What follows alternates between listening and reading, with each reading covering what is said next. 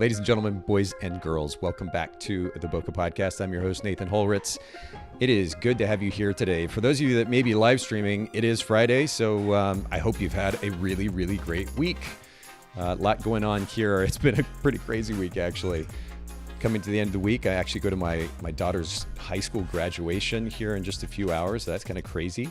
But before we do that, I actually have a brand new guest on the show today. I'm going to introduce Jane in just a second. This show is produced by Photographers Edit. So for those of you that are photographers, if you've got your busy season coming up this year, or here in the next month or two, in fact, make sure that you check out photographersedit.com for all your custom editing needs. And on that note, I want to introduce a brand new guest on the show today. Well, I say brand new. I feel like how many conversations have we already had in some form or fashion, Jane? We've had quite a few. 3, 4, maybe? We have, yeah. It's 10. over time. Well, I think brand new in the sense that you and I have never done an individual episode, interview, conversation here on the show. Right. So we're making that happen today. I will say, Jane, for whatever reason, once we went live, your audio is gotten really fuzzy. So we're going to see how that goes here. And if we notice an issue, we'll try to fix that. But for those of you that are new to the show, make sure that you follow us at Boca Podcast. You can keep up to date with these upcoming live stream sessions. And then for those of you that don't know Jane, make sure that you go to Jane's not only a photographer. How long have you been shooting, Jane? Full time for 13 years. So 13? A while. Okay, Yeah. So yeah, quite a bit of experience. And I'd love to give that context to our listeners as well. But you also started, one of the founders and the CEO of Picsello, which is how do you sum up Picsello? A photography business software platform? Yeah. I would say it's a photography business software platform. Yes, exactly as you said it. But it's really an all-in-one just to help you run your business. And we have coaching and support, and you can use it on your phone or your desktop. So it's just really like taking everything that you need to run your business into one platform, apart from the editing, right? Because there's Photographers Edit for that. We got you there. Yeah, we got you covered. And I'm just going to pull the website up here for anybody who is curious, and certainly those that are live streaming. Picsello, Picsello.com. And it says it right there up top. Your all-in-one photography business software. We're changing the way photographers do business by making it easier than ever to manage, market, and monetize your business with one simple plan. And we'll come back to that here in just a little bit. Jane, unfortunately, I'm still getting that fuzzy feedback, and it didn't exist before we started. So No, it didn't. Am I get feedback now? Yeah, it's still happening. Do me a favor, if you will. I know that we were trying to get you on the mic that's in front of you a second ago, but let's see if we can switch to your earbuds. Switch. Yep. Testing. Testing. Is that better? It is better. Yeah, I'm not sure why it was causing that issue, but this is clearer, so we'll just run with that. Just make sure it's not bouncing up against your hair too much, and we'll be good to go. Glad that we got that fixed. See, look, we're professionals. We fix things along the way. Make it work. We fix it. Yeah, perfect. We did prep too, as well. Yeah, that's super odd. I'm not sure what might have caused that, but nonetheless, we'll just kind of jump right into the conversation here. And it's a question I've been asking all of our guests that come on the show at the very beginning. The Boca Podcast is about helping photographers build sustainable businesses. We're not just a random podcast. Our intention is to help photographers build businesses that don't cause them to get burnt out, that enable them to have freedom and flexibility along the way. I think that's the main reason to be in business for ourselves, is to be our own boss, and certainly to be the boss of our own time. Is there a big idea, despite wearing so many hats, running multiple companies, is there a big idea that's enabled you to have that kind of freedom and flexibility as an entrepreneur? Yeah, I think it is I appreciate the fact that you gave me this question beforehand. I ended up writing a long essay, which is really quite funny because it was all about managing time. Right. And the number one principle I say is your time is money. And so how you spend your time, one of the things photographers really at the beginning don't calculate is all of the back end costs or the time it takes to run a business. So when I started in 2010, there's studies that for every 1 hour of shoot that you do, there's 9 hours of back end work. And we did a study at Picsello. Now it's for every 1 hour of shoot, there's 13 hours. And so you really need to calculate that into your pricing, which I'm very obsessed with, making photographers have profitable pricing, because then what you can do is you can outsource your editing and really have that freedom and flexibility, or outsource the things that you don't like to do. I absolutely don't like to cull. I'd spend way too much time. I go down the rabbit hole. And so I'm spending so much time doing the culling. And so now I outsource it. So really looking at the number one thing is your time is money, and anything that you can outsource, if you've priced yourself correctly, then you can. Same with your life too. I'm all about outsourcing things I don't like to do. Yeah, it's so true. And you and I talked about this before when I think when you had me in your mastermind, we talked a little bit about that idea of how to choose what we delegate out. And we talked a little bit about the kind of the balance around this conversation about outsourcing what we like to do versus those things that we don't like to do. Because at the end of the day, even if we like to do something, in some cases, it's still more intelligent, especially when we're looking at time as money, to still delegate out that particular task, whether it's editing or album design or administrative tasks or otherwise. Absolutely. And same thing, but also you have to think of a lot of people do things better than you. You know, we have so many different hats. I mean, day one, I outsourced accounting. I was like, I'm not touching accounting. I'm not touching bookkeeping. It brings me zero joy. And I will say that's probably the number one thing that I say, just start with that. Then if you don't like editing, or you love editing, but you don't like the social media side, just really find, you can't wear every single hat and do it well. Otherwise you will burn out. And that is not the reason why you went to start your own business. Is, you know, social media manager, a website designer, SEO knowledge, all of these things that really take up your time. And if you've calculated your time to do it, you'll probably be able to do more of the things that you love. For me, it's the shooting. I love to be on the shoot. I love the kids, and anything I can do to sort of not be blogging. I'm not a writer. I'm a photographer. So I have writers that help me write my blog posts, and same thing with editing too. So it's, and there's no wrong thing. Whatever you, if you want to do it all, great. Just make sure that you're charging enough for your time doing those things. Yeah. Wow. And see, we could literally, I mean, it is a bit ironic spending too much time on a topic that's about saving time, but we could literally park here for the whole episode, because you've said so many different things that I want to, I'm so tempted to comment on. At the end of the day, though, I'm going to circle back around just to kind of sum up this particular point to your original point, which is that time is money. So yes, we may like to do a particular thing, but the question is, how much are we attempting to make on a week-to-week or month-to-month basis? Mm-hmm. And is doing that particular task more expensive for us to be spending our time on than to be able to hand it over to somebody else? One of the things that happens when in conversations about outsourcing editing is photographers are like, well, I can do it myself and I can quote unquote save the money. But if they spend a couple $100 to say outsource the editing for a wedding, that gives them anywhere from on average probably 12 to 16 hours of additional time that they can then go invest in actually building their business. So the time that they're able to save with the editing by spending a couple $100 means they now have time to go make potentially thousands of dollars in the long run, because they're actually spending their time intelligently. And it's also, when you think about, you know, and 12 to 16 hours editing a wedding is probably quite on the low end, when you, especially when you add in culling and all of that stuff to them. But if you can pay someone $200 and then you're probably taking 20 hours for the whole thing, that's $10 an hour. You probably can do something much more rewarding for yourself than the $10 an hour. So yeah, I'm all about that. Especially with my life too. It's like, I'm not we all have so much to juggle. So why not look for those opportunities to be able to delegate those things out? We do need to charge enough up front to be able to afford to do so, obviously, to have that margin. But we delegate that out. That allows us to go focus our time and effort and energy on building our business, A, and then B, just as important, if not more so, obviously, spending time with the important people in our life, actually having a life outside of work. It is so important. Sue says hello from Sun Valley, Idaho, and Lane's chiming in from Raleigh, North Carolina. Hey, Lane, thanks for saying hello. And Joe Bryan from Rye, New York. That's really awesome. And for the rest of you that are live streaming, don't be shy. Say hello, comment, ask questions along the way. Jane, we're running into that same audio issue again. It is the weirdest thing, and I'm not sure what might be causing it. There's a kind of a static sound that's coming in, and I'm not sure what might be happening. Do me a favor, if you will, Jane, and I'm just going to log you out of the call, and you can sign back in. I'll dial back in. And maybe that will kind of reset everything.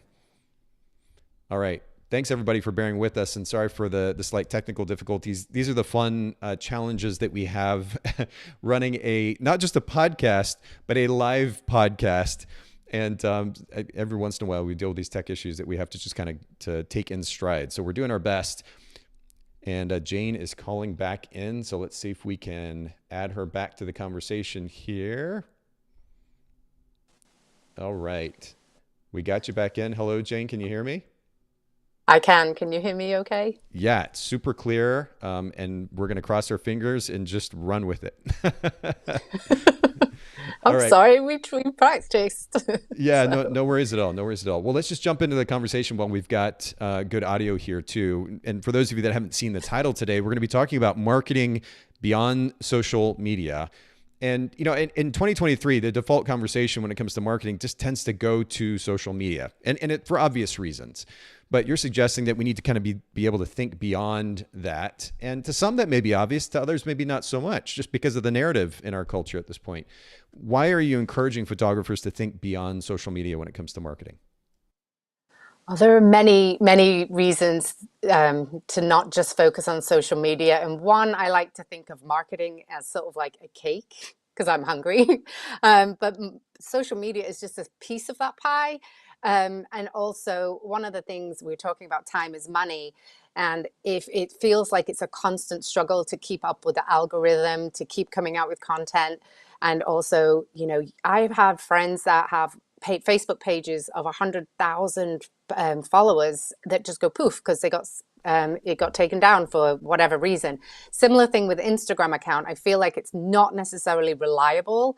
So in terms of the like time and money, it's yes, have a presence, but it can't just be your whole marketing plan. Like prior to being a photographer, my background is in marketing, so I'm extremely passionate about marketing. But also in 2010, I built my business without being on social media. So it is a way of sort of like, how can we take the stress of constantly wanting to be seen and, you know, managing the algorithm. It can be a full-time job, and it is for some people. That's their job, is social media management, to keep up with that. So I think there's a lot of things. Is the pressure. You end up going down a rabbit hole. If you're like me and I'm on social media, I will just waste 3 hours just logging and looking at other people's photos, either getting imposter syndrome. I ended up doing that, so I unfollow people. Yeah. And so it can be a great tool, but it can't be the only tool that you use. That's my thing. I'm not saying you can't do social media, but it just has to be a piece of the puzzle or the cake. Yeah, there's a phrase that Jill, who produces the show, and I repeat to each other quite a bit, which is both and. It's always good to remember. Yeah. It's so easy, especially in our culture that tends to be quite extremist in nature, whether you're reading news headlines or you're on social media or otherwise. It's just, it's this very extremist, over the top, black and white, either or mentality, which has so many innate problems to it. Both and. We're not talking about ignoring social media here, but we need to, and I love that you bring this conversation to light. We need to be thinking both and in this case. We need to consider the fact that a platform can go away. We invest all our time, effort, and energy into it, and it can just go away because we don't have control over that. We need to be thinking about how we're spending our time, and especially as it relates to the amount of time that we spend in front of screens and the potential benefit that comes just from a general psychological health standpoint of actually engaging with people individually, again, having those conversations. Human beings, yeah, believe it or not, we're still here. Yeah. and the conversation goes on. And in fact, I know that you're going to kind of get into some of these details. So we'll go. I just wanted to set the tone, set the context for the conversation. I love that you're highlighting that we need to not just focus on social media. We need to move beyond that. And we're going to talk about a few different ways to do that here. But we've got some additional comments that have come in. And Joe says, okay, we had a number of comments actually commenting on the fact that the audio is clear again. So that's good. And then Allison says, don't want to put all your eggs in one basket. And yeah, I think that's a good summation really about why we should not just be paying attention to social media. So let's get into 3 specific ways. I know you're going to share with me, and I told you before we got started, I'm going to be taking notes here on my notebook, kind of old school style. Let's just go ahead and get into those 3 ways that photographers can move beyond just this obsessive focus on social media and think about how to market their business. Yeah. And actually, you're going to flip my switch because I was going to do this last, but I will talk about it first. And it is actually getting the human interaction, but it's via something that photographers hate to use the word networking. I actually don't use the word networking. I use making friends. And so it is getting out into your neighborhood. We're all local businesses, unless you're a destination wedding photographer, and that's a different note. But it is, for example, if you're a family photographer, and go out and figure out who the people are that target the same audience as you. So meet with the local music studio, meet with the pop-in play place, go meet with the owners of them, see how you can build a rapport, a friendship. I found that most of my referrals come from other small businesses. And if you are on social media, make sure that you're supporting them too, right? So you're liking, you're sharing, you're commenting on their businesses. You can then build such a great friendship because photography is also lonely. You are by yourself, probably at home. Making those connections can not only really help you in terms of you share the same client base, but you can also ask questions about which social media works best for you to reach our local audiences. And again, it can also be joining a chamber. One of the best things that I found was very eye-opening when I joined the chamber with all these different businesses, and they told me that actually 10% of their business comes from that area. And it's all the other surrounding towns that come to our town for business. So I was like, oh, wow. So there is a bigger market out there that's not just my village, my town. So that was very early on to really, really help. And plus then, you can commiserate and be like, help, this client said this, can you help me? I have a really, really good friend who is so amazing with customer responses, and she gets the worst.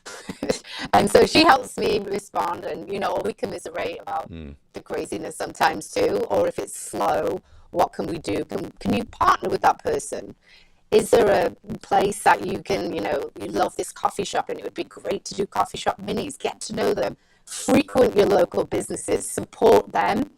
They might not directly support you, but it also makes you feel good to support your local businesses, and then you'll make new friends that are in a similar position to you. So that is sort of one of the ways that I feel like we can be quite introverted. I don't want to network. I don't want to do a BMI. It doesn't have to be that way. It can be, hey, I'm going to go make a couple new friends. It's true. It's true. Jane, believe it or not, that the audio issues popped back. I think we're just going to have to plan on just this repetitive process of you logging out and back in, because it seems to reset it. So go ahead and do that one more time for me and just log right back in if you will. And for those of you listening in, thanks for your patience. I'm not sure why this has happened. I think we've only ever seen this happen once or twice before in the show. So it's a bit unusual, but we'll see if maybe resetting or Jane logging back in will reset the audio. For those of you listening in, though, I want to give a bit of context, and of course, we'll get Jane back in here very soon. It may seem obvious. You see a title. Oh, here we go. Jane's logging back in. Give us just 1 second. Let's make sure that we can add her. All right.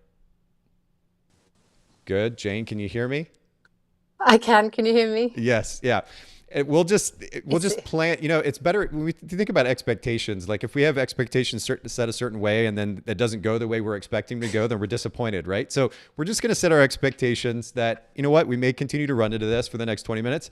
If as needed, we'll just kind of sign in and sign out, and we'll address the issue. You're clear again. What I was saying though, as you were logging out and back in, to our audience is this conversation. First of all, when somebody sees a title like the importance of moving beyond social media, the immediate response may be, oh, well, of course we should do more than just market beyond social media. And then we get into the conversation now and we're saying, hey, let's actually make the time and effort for the sake of human interaction and connection. again, the natural response, the automatic response by a photographer listening might be, well, of course, like Nate, you're stating the obvious, Jane, you're stating the obvious. But I don't think it's actually based on photographers' behavior, as I've seen it over the last, let's call it 4 to 5 years. It's not actually the default action on the part of the photographer to actually make time to spend with individual human beings in the local area that they're working, the local marketplace, whether that's other photographers or other vendors. Right. And you mentioned something about photographers kind of tending to be introverted, and that's usually the excuse that gets thrown out there. I think sometimes it's just laziness. They're like, oh, instead of being in front of my computer, I have to drive 15 minutes to grab coffee, and I don't really feel like that. And then they come up with an excuse, and the reasoning, the so-called reasoning, the excuses get listed on and on and on and on. But at the end of the day, unless we're actually making the time for that individual human interaction, which, by the way, also benefits us emotionally and psychologically. We talk about being lonely as business owners, but then we don't make the effort to get out and connect. There's an obvious solution there. We can get out and connect. But there's real opportunity for connection, not only with potential clients, obviously, but with other photographers, with other vendors, to develop working relationships, as you described so wonderfully, that go beyond just the networking meeting where we sit and we have conversation and we look for opportunities to collaborate. It's not, it may seem obvious off the bat, but I don't think it's as obvious based on photographers' behavior as one might assume. So I love that you highlight this. Yeah, I think it's really important to actually have a community of photographers as well, whether if that's you making it or go through PPA, but really having those people that if you're in a pinch and you need a second photographer. I remember my grandmother was very sick and I had a couple newborn shoots and they had family in from Argentina and from England, these 2 shoots. I said, hey, can you just at least shoot the family portion of it? When I'm come back, I'll be able to do the newborn. My clients were great, but having that person that I was able to turn to, and again, it's similar to having, I don't know why I get a lot of wedding people asking on my website, but I have a lot of wedding photographer friends or events that I just refer out to, and vice versa. It can really help build your relationships if you have the people that you can refer out to. And I will say that especially knowing also their skill level and their style can really help too, because if you've had, if you're sick or something and you have really great clients and you need to refer them to somebody that you trust, building that relationship with someone of like, where you're letting go of your like best clients and you're like, oh, please take care of them, them by now, and versus hey, go, by the way, find somebody else on the internet.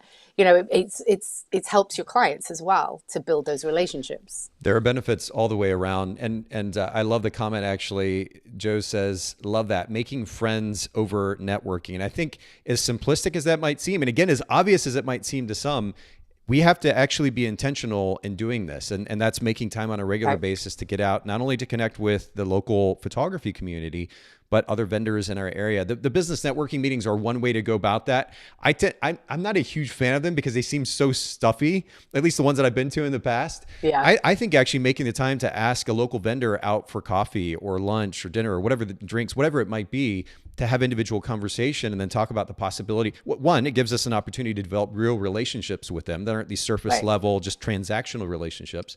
But then there's also opportunity at that point to explore the possibility of collaborating. So I think that's so good. And actually, Allison kind of chimed in and as well. And she says, let me pop this up here on screen. She says, totally far more genuine and fulfilling as well. And yeah, I very much agree in that regard. Well, let's keep going here because we have just a few minutes. We're going to start with the importance, obviously, of making human connection, like genuine human connection beyond the screen. And I think that's great. Take us to number 2, if you will. So my number 2 is actually your website. And I know this seems very counterintuitive that people are like, oh, I just build a website and it's there. But one of the things is your website is your sort of like your static business card, let's say. That's how people are treating it nowadays. But realistically, it can be your number one goal, like number one referral, basically. Not going on the words. Source so basically, of business, yeah. That's the word. So, but there are really, people get very overwhelmed with like your website, or they've had a bad experience with someone that's designed their website and won't let go of it. But you can really, really impact the amount of clients you get from really dominating your local area in Google. And that can be, hey, get a Google business profile, update it, like update it once a week. You don't even have to update it as much as you update Instagram or Facebook, right? And so asking for client reviews, getting those really reviews on your Google business page is huge. And then you'll start ranking higher and higher in Google. So when people are searching for you for family photographer in Westchester, New York, you're going to come up higher. Their purchase intent is a lot quicker, like the conversion rate is a lot higher if you are ranking higher in Google. And there's a couple of things that writing blog posts that help with SEO. I will say I did mess up my SEO when I first started. I had someone advise me, and it was on a national level. And now I rank high for how to photograph your twins. Okay. So I will say, if you don't understand it, really hire somebody that knows local SEO, and that will really help you, because we are a local business. We don't need to rank across the US unless you're a destination wedding photographer, really that knows local SEO. And that, again, is something that you really should be outsourcing unless you're really good at it, or just taking a course. There are courses out there for local SEO, but it's one of those things that it can really take up a lot of time. But there's tips. And I think it goes back to that conversation around how much we try to take on ourselves. It's not going to look, I realize there's not kind of a singular answer for anyone. Our intentions, our goals, the amount of time that we have, how much money we're trying to make, all of these things play into how we decide to spend our time. But at the end of the day, taking on yet another profession, because it's literally a whole additional profession, and learning SEO is going to take so much of your time. And if you've taken the time, going back to Jane's earlier point about time is money, if you've taken the time to figure out how much you're worth an hour, or at least how much you need to make an hour, and you can pay somebody else less than that to do the work for you, then you should look for the opportunity to do that, because they're going to also bring in expertise that you don't have, and that won't come with just, a couple of Google searches. So I think it's important to mention that. For those of you listening in too, because this is a loaded topic, and we're not going to park here real long, but if you go to bokehpodcast.com and just search SEO, you'll see some even more recent episodes. We did one with Fuse from Get Found with Fuse. Yeah, it was incredible in her knowledge base around SEO, but make sure you go take a look or listen to those episodes. And so we're starting with human networking is literally what I wrote down, but the importance of human interaction. By the way, I'll make this mention too, Jane. Lane said, I have trouble doing that since I'm so shy. We're talking about, of course, getting out and connecting with. Something that I want to encourage everybody listening in, and feel free to share your thoughts on this, Jane, but my perspective, because I used to kind of frame myself as an introvert as well. It's a longer story that we won't get into today, but when I took a step back to look at the thought process and what really amounts to a belief system or systems, of course, we're not talking about religion here, just what do I believe about this particular scenario that makes me afraid or nervous? I think a lot of people assume that their tendency to be shy is just this thing that's built in since birth and there's no way to change it. What I would encourage everybody listening in who feels like they are introverted in nature and tendency is to take a step back and look at the belief or set of beliefs that's driving that fear, that apprehension, right, and look for opportunities to make change in that regard. And maybe it may involve having conversations with a therapist or otherwise, but I just want to throw that out there because so many photographers struggle with that. And I can relate to it, but I can also say that making this effort can actually enable you to step beyond it. Yeah, and that's why I like to reframe it as making friends versus networking. So it can even be you are talking to the restaurant owner that you go to every week for pizza on a Friday, right? It's just making those friendships that are long lasting. It's actually not networking. And for example, I made a connection with the music studio that my daughter goes to. Actually, I made it before when my niece and nephew were going there because I had gone, and I just sort of have a conversation like great class and this, and then I support them on social media, and then it builds over time that it's not going to be your best friend right away, right? Mm-hmm. And you also have to think of like, you have a lot to offer them for their needs. For example, so that like you could help that, doula get an amazing photo of her for her website. You have such a gift that it really helps saying, hey, I can help them. I always go into it with how can I help them first? And then like the relationship will start. It's like, how can I help them build their business Yeah. versus going to it, what can I do what's in it for me? Because it just makes me feel better about helping somebody in their business. And it's that's really great advice, because when you're focused on helping somebody else, now the attention is outward, right? It's on the other person versus obsessing about our so-called introversion or various fears and insecurities that might be tied to why we're not comfortable, why we feel shy. Again, that's not a judgment, but I just want to encourage, because it's such a strong narrative in our industry. I just want to encourage everybody who may feel that way. Just be willing to do two things. One, take a step back, think about the beliefs that are kind of driving those apprehensions, those fears, the tendency towards shyness, and look for opportunities to be able to change that belief system, because you can step beyond that, number one. And then two, I love this, Jane, focus on service, focus on the other person. How can you add value to their life? And when that attention gets directed to the other person, we're thinking less about ourselves and our fears and our concerns and insecurities, and it makes that whole process a whole lot easier. So I think that's really, really good. So we're starting first with the importance of the so-called human networking, making friends, really is what it comes down to. And I love that. Number two, certainly the importance of not just having a website, but SEO and I get such a loaded topic and we only have so much time, but it's certainly one that we need to spend some time on. And the cool thing about that domain is that we actually own it, right? That's our website. We get to control what's on there, the user experience there. And it's really important to actually make sure that we not only hire the experts that can help us set up a really great website, but that we continue to develop that for that purpose as well. We have just a few minutes, Jane, and you still have good audio. So we're going to try to get the third point in before it crashes again. Take us to that third point, if you will. Well, it's just to get me to shut up off a point. That's what it is. You're not at all. I'm just kidding. You can't do that. No, I'm kidding. So actually something else that you own as a business owner is email. I love email. I think that it is so underrated as a marketing tool. You know, a lot of photographers now are just actually booking clients through Instagram message or Facebook message, which is great that you're booking them, but you need to get their email again because you own it.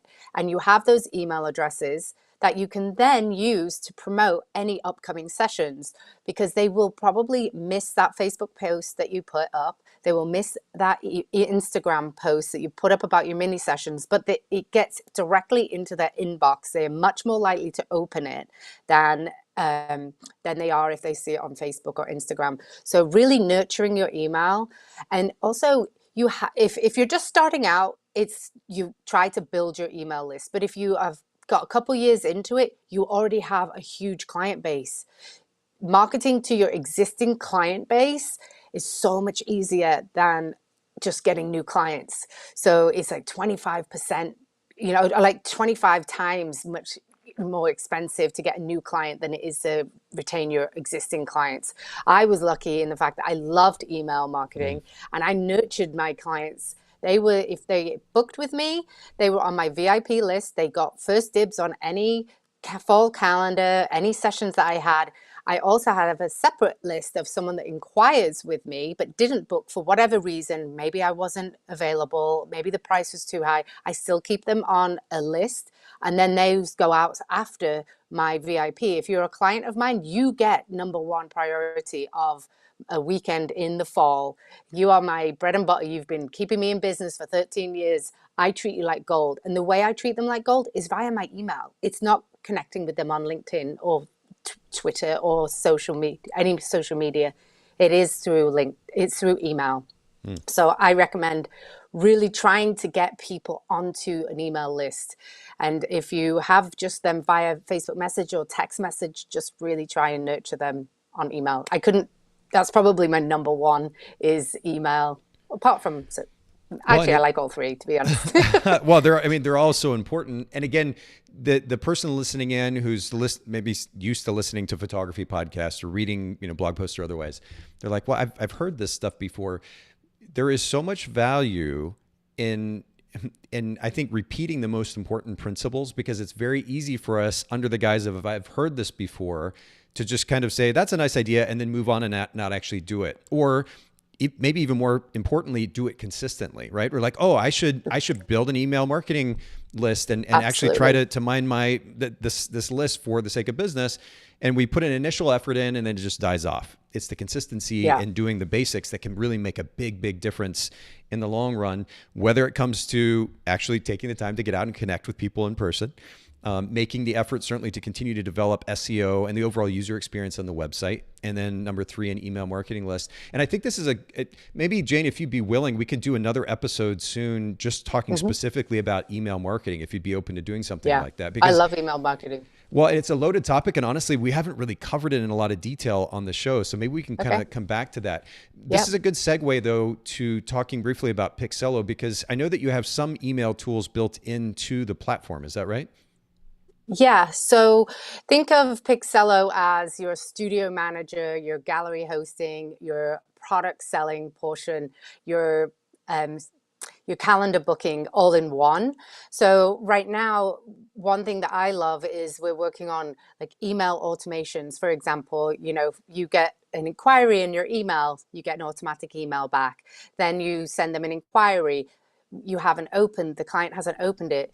You can set it to actually have where the photographers, the photographer says, oh, send them an email 3 days later because they haven't opened it. Same thing as you go through the booking proposal. You can accept payments through that.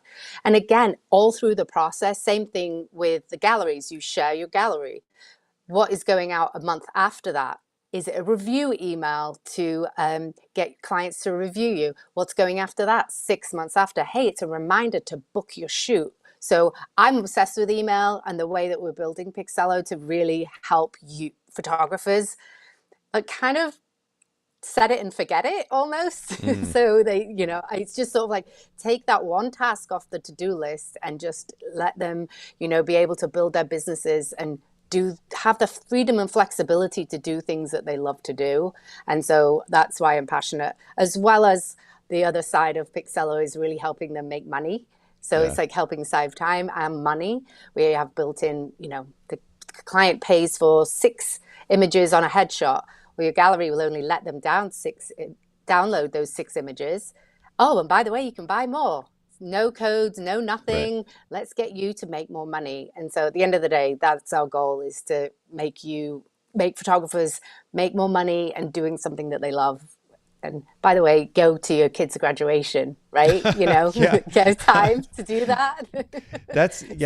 And we laugh, but the reality is that we've all, in one form or fashion as business owners, allowed work to kind of take precedent. Even if it wasn't intentional, it ends up kind of taking over and taking priority in some cases, and it interferes with what really matters most at the end of the day. We talked about human relationships, and the cool thing is we have the opportunity to develop those relationships in the context of work.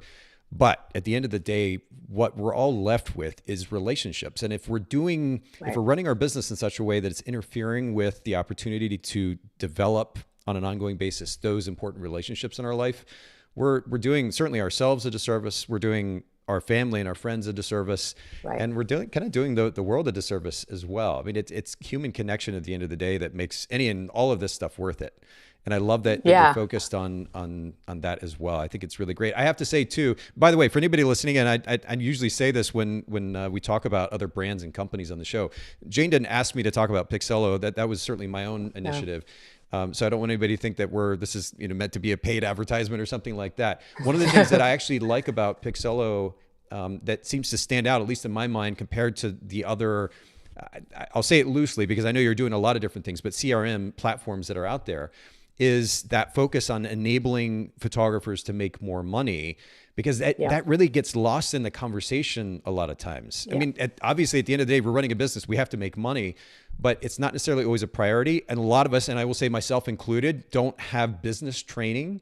And so as a photographer, I didn't know what it meant to think about numbers and ultimately to maximize my profit margin, and to think about running a business in the context of numbers was just not something that we're used to. So I love that you're prioritizing that.